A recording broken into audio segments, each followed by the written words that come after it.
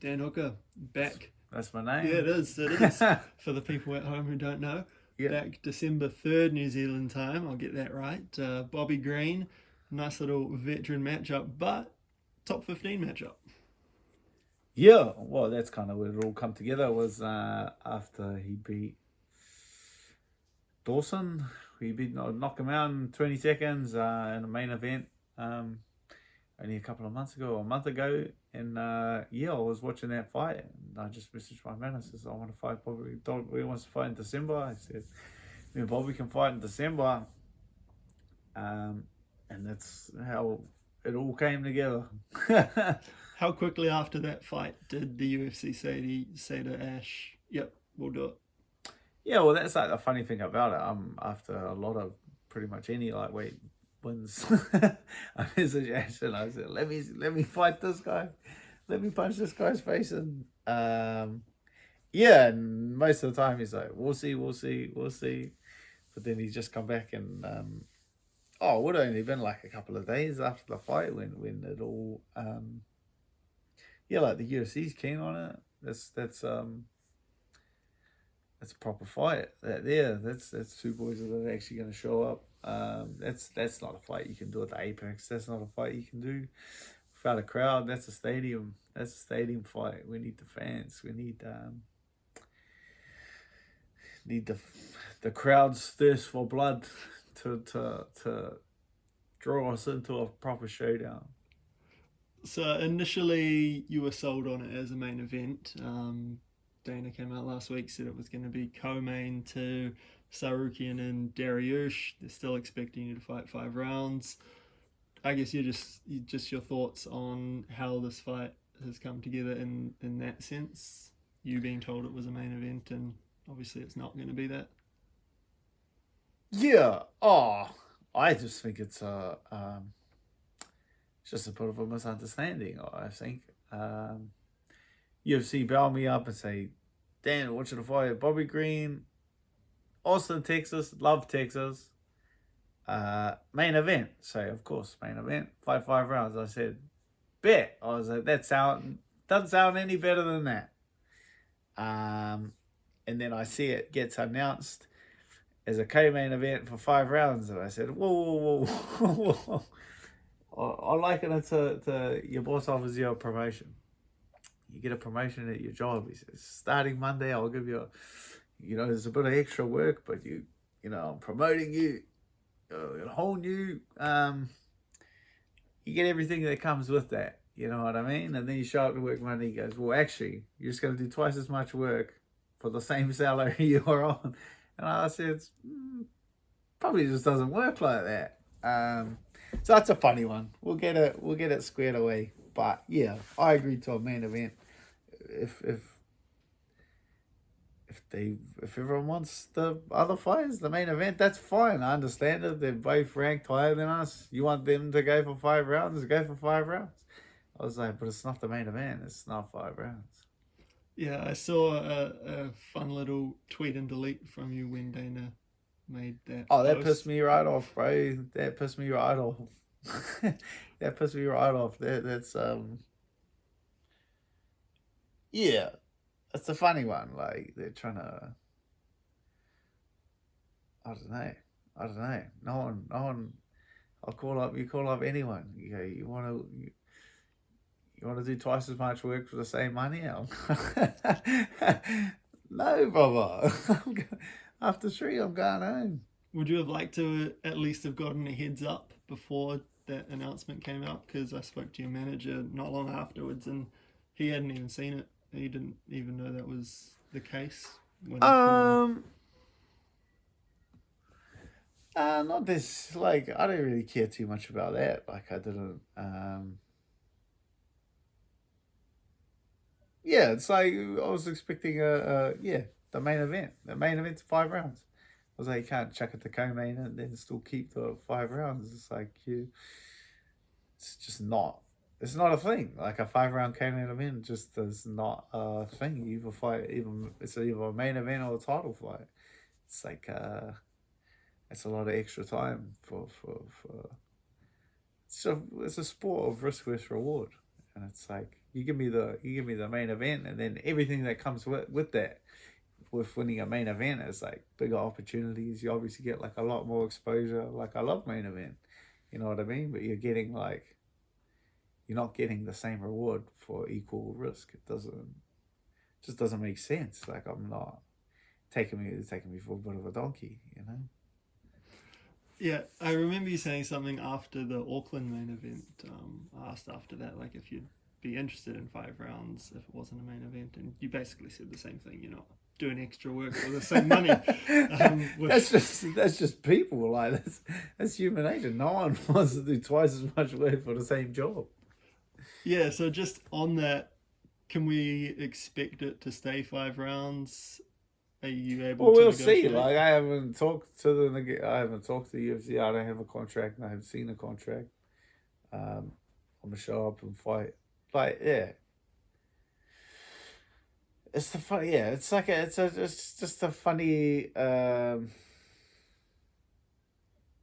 It's a funny spot because it's like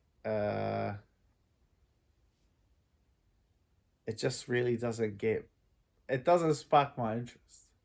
You know what I mean? Like that's it. It really doesn't spark my interest. So maybe they've announced it, so then puts pressure on me, so it just makes me do it just because they said, oh, maybe they think I'm gonna look like a chicken if I come out and say I don't want to fight 5 rounds. But it's like that's obviously not the case because you just haven't sparked my interest.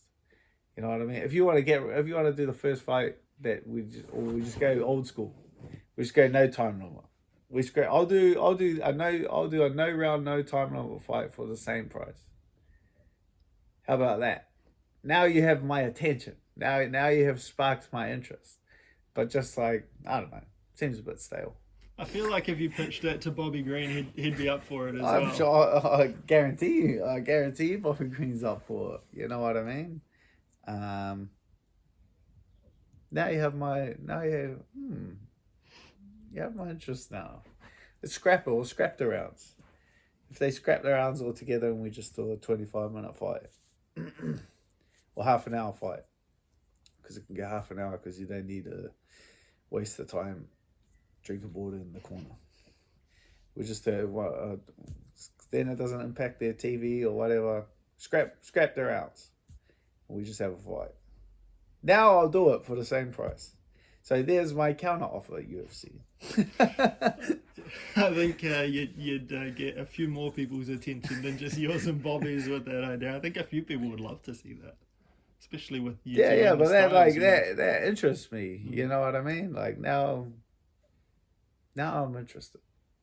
Just in terms of Bobby Green, we've seen a little bit of a resurgence from him over the last year or so. Just what have you made of him, and I guess how do you feel like you and him match up?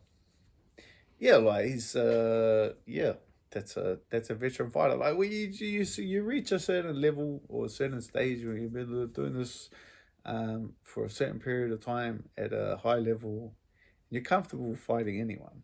You know what I mean? You can see that in the way that he kind of navigates his career, and the way that I navigate my career is that whether it's short notice or whatever, or any kind of situation regard that, you back your skills because they're at like a high enough level when you're comfortable against anyone else